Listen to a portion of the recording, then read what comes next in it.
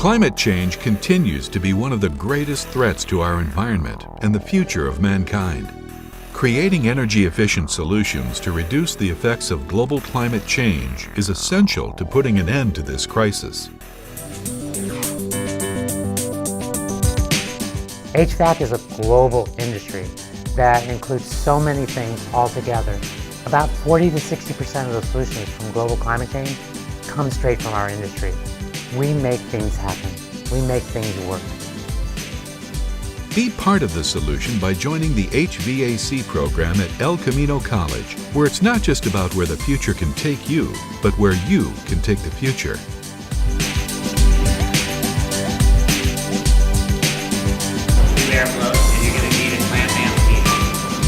HVAC is about energy efficiency, and the solution to energy efficiency comes straight from our industry of making things run more effectively, more efficiently, and making sure that we capitalize on renewable energy.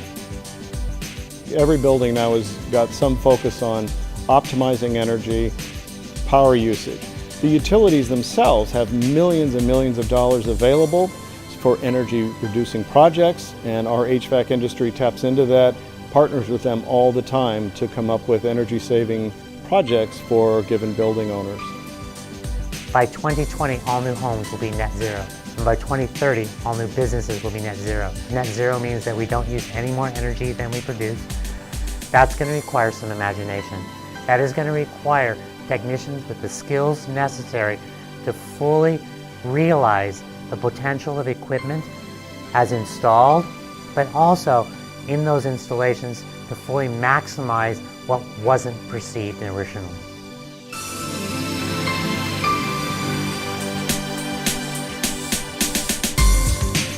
When you go for a job, that piece of paper really, really counts. And people look at you differently when you have that degree.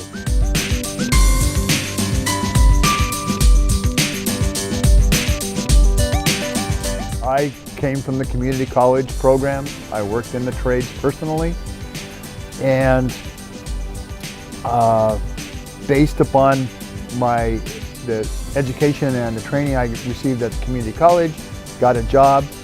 And then as I progressed in my job, my employer paid for me to go get my graduate and postgraduate degrees. I didn't have to pay anything for those.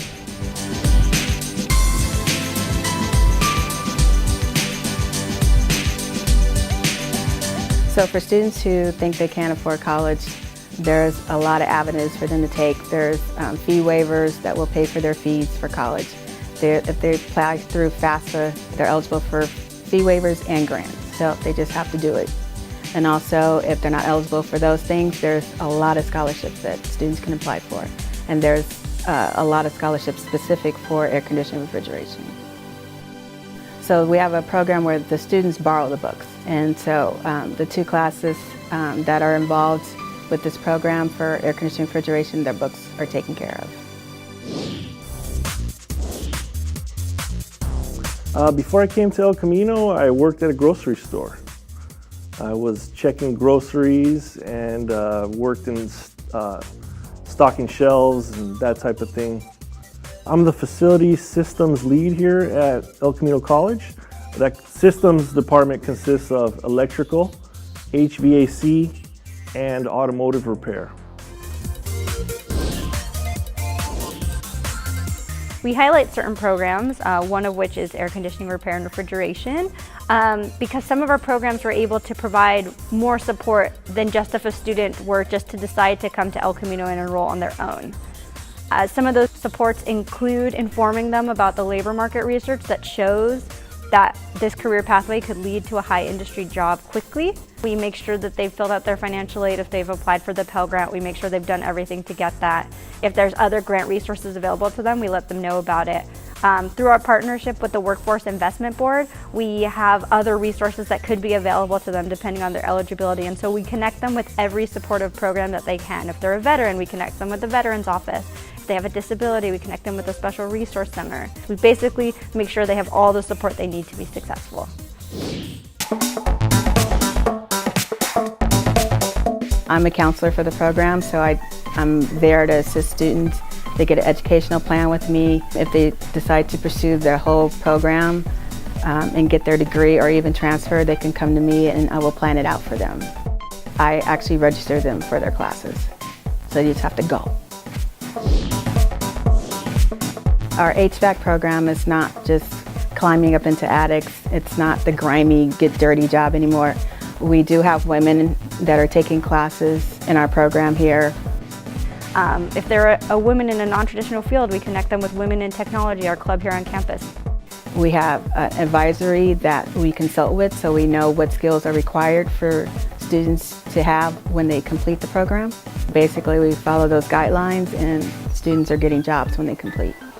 I've had a wonderful experience, both as a graduate and as an instructor. El Camino has just embraced me as a female instructor and encouraged me to continue to move forward and strive for higher goals. I take great pride in my work. There's nothing better than the feeling of landing in some big problem and just being able to take care of that problem, make the customer happy. It's extremely rewarding, especially being a female. Sometimes people may have their doubts. So I have a lot of fun when I'm able to fix something and kind of walk away the hero.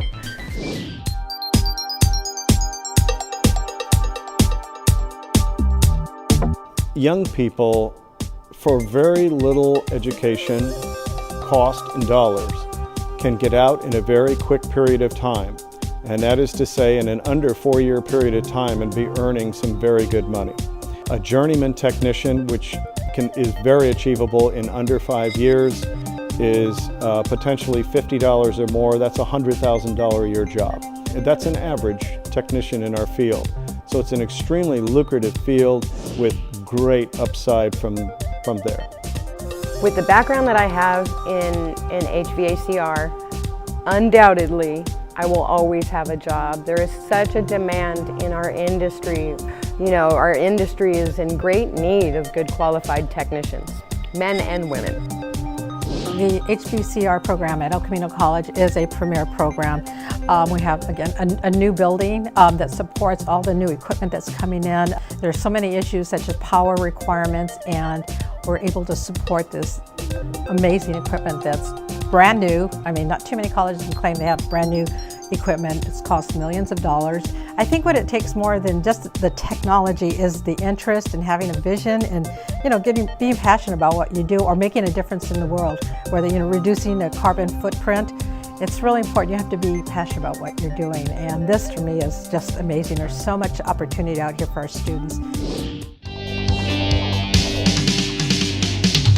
Originally going to go to the union and just take the classes there, and I found out they had them here, and I took an introduction class with Tim, and he did like a great job of explaining, you know, everything to us and telling us about the industry, and I decided that's exactly what I wanted to do. There's a lot of mechanical and electrical work. So Tim has developed an internship program, and so he's working with a number of companies.